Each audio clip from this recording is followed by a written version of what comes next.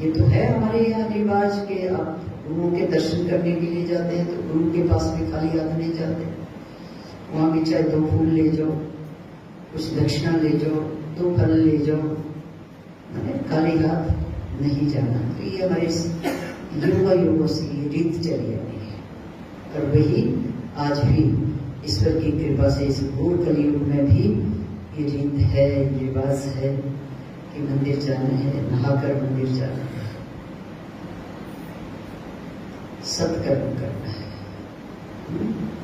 और कुछ लोग तो कल पर छोड़ देते हैं, कल जाएंगे, कल पूजा करेंगे, कल सत्संग में जाएंगे, कल मंदिर में जाएंगे।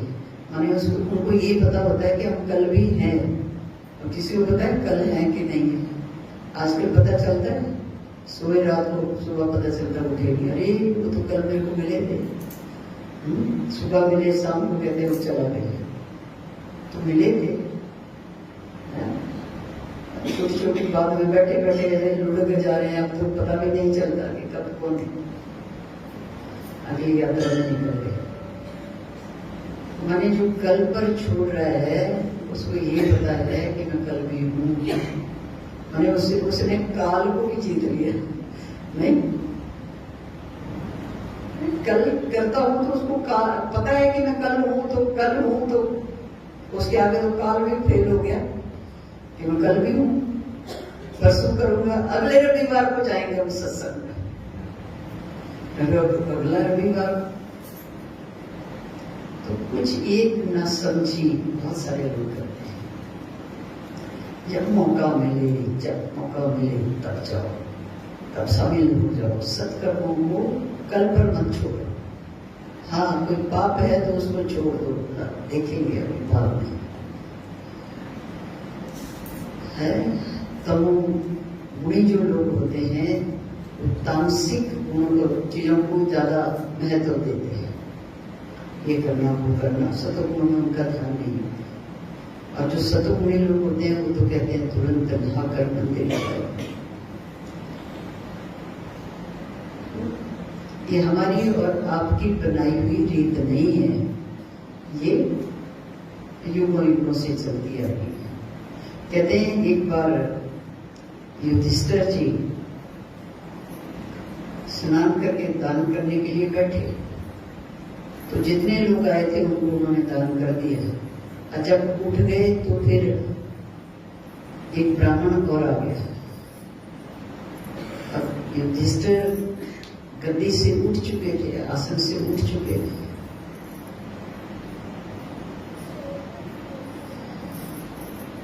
तो ब्राह्मण कहता है महाराज जी मैं भी आया हूं।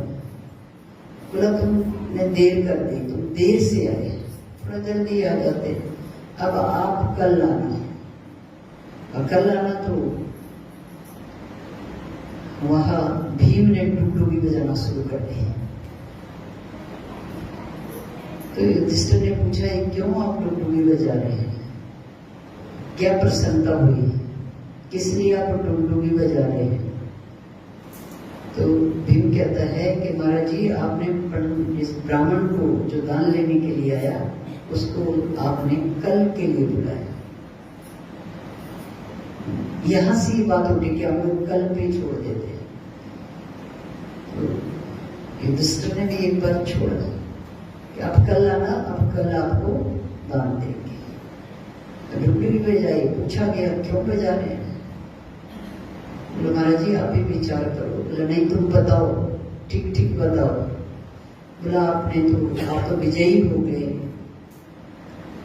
मुझे समझ नहीं आ रही है, ठीक से बताओ, विस्तार से बताओ, किस बात के लिए तुम डुगडुगी बजा रहे हो। बोला महाराज जी आपने काल को जीत लिया। कैसे जीत लिया।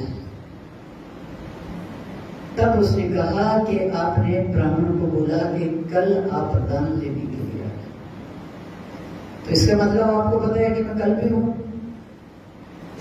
आपने काल को जीत लिया, इसलिए आपने डुगडुगी बजाई। हमारे यहाँ तो डुगडुगी कौन बजाएगा, अपना मन ही है जो डुगडुगी बजाता रहता है कि आज नहीं, कल नहीं, परसों, अगले रविवार। तो ये जो चीजें हैं हमारे जीवन में, यूं समझ लो कि विनाश की ओर ले जाने वाली कल की जो बात है,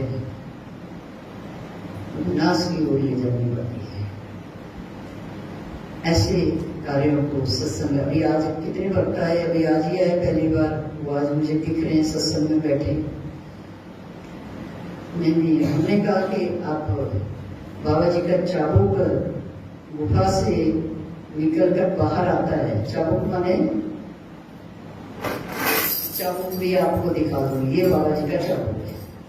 और ये चाबुक, ये शस्त्र बाबा जी के पास गुफा में रहते हैं। तो हर रविवार को जब दरबार लगता है तब ये गुफा से बाहर लेकर आते हैं भक्त लोग, और इस चाबुक से सब लोग आशीर्वाद लेते हैं। तो हमने कहा कि ठीक है, आप 5 रविवार दरबार में हाजिरी देना। यूं तो जिंदगी भर में हाजिरी देनी चाहिए, पर जो बहुत सीरियस केस होते हैं, नहीं आ पाते या दूर के लोग हैं, तो उनको हमने कहा कि ठीक है, आप 5 रविवार आओ।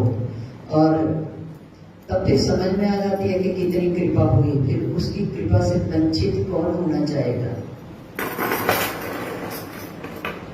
तो चाहेंगे कि कृपा हो गई, ये कृपा हमेशा बनी रहे और हम दरबार की हाजिरी देते रहे, उनका आशीर्वाद लेते रहे।